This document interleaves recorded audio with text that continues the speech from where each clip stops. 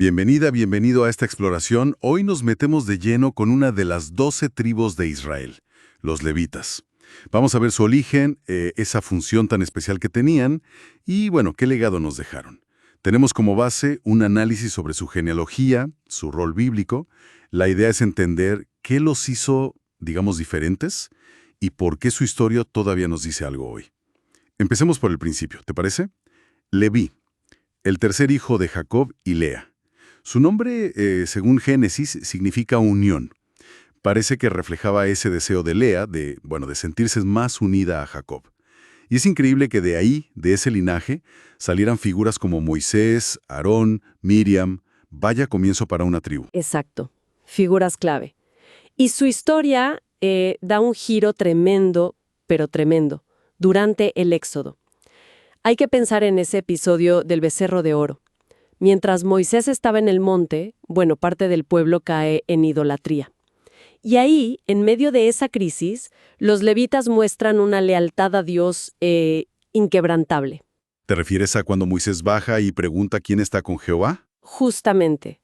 El relato dice que todos los hijos de Leví se unieron a él para ejecutar el juicio divino. Fue un momento decisivo. Y a partir de ahí, Dios los aparta. Los consagra para un servicio muy especial. Son, presentados a Aarón para ser sus ayudantes en el tabernáculo. Y hay una frase fascinante en Números, donde Dios dice, «Yo he escogido a los levitas, son míos». O sea, no es solo un trabajo, es una pertenencia. Funcionan como sustitutos de los primogénitos de Israel que originalmente le pertenecían a Dios. Entiendo. O sea, un cambio radical a partir de un acto de lealtad. Ahora, si estaban dedicados a este servicio sagrado, ¿cómo se sostenían? Porque aquí viene lo llamativo. No recibieron tierra en Canaán como las otras tribus. Josué lo dice claro, Yahvé, Dios de Israel, es su heredad. Pero en la práctica, eso no los dejaba muy vulnerables. Dependientes. Sí, totalmente.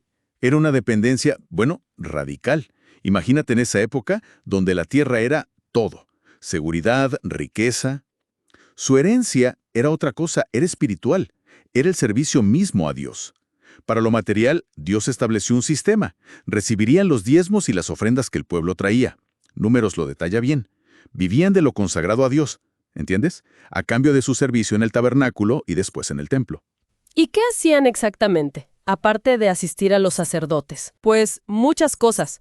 Asistían a los sacerdotes, sí, los descendientes de Aarón, pero también eran músicos, porteros, guardianes del santuario, incluso maestros de la ley.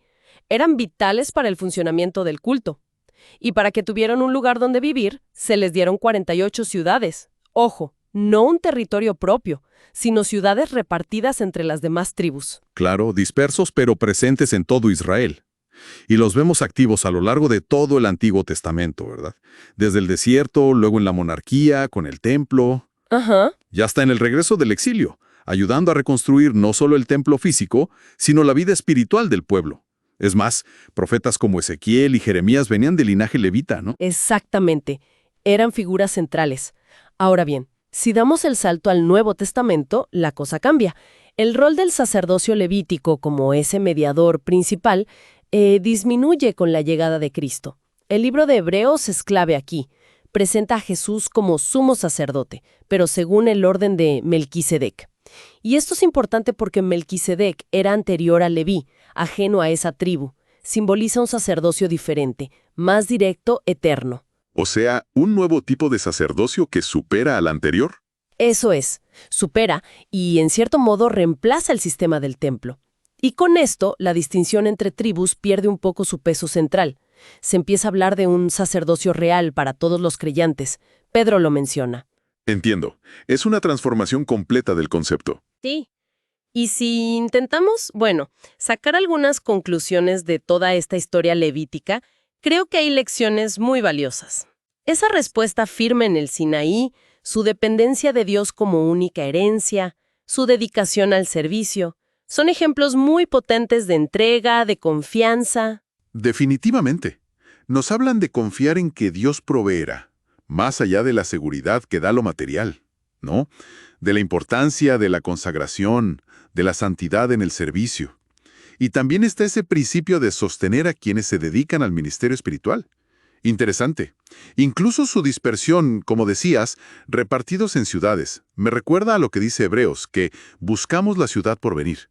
Una perspectiva diferente. Exacto. Y hay un último punto para reflexionar, creo. Viene de la bendición final de Jacob a sus hijos en Génesis. Él advierte sobre la ira de Leví, recordando un acto violento del pasado. Aunque después canalizaron ese celo hacia Dios, la advertencia sobre el exceso, sobre la crueldad, quedó ahí. Y eso nos deja una pregunta para hoy, ¿no?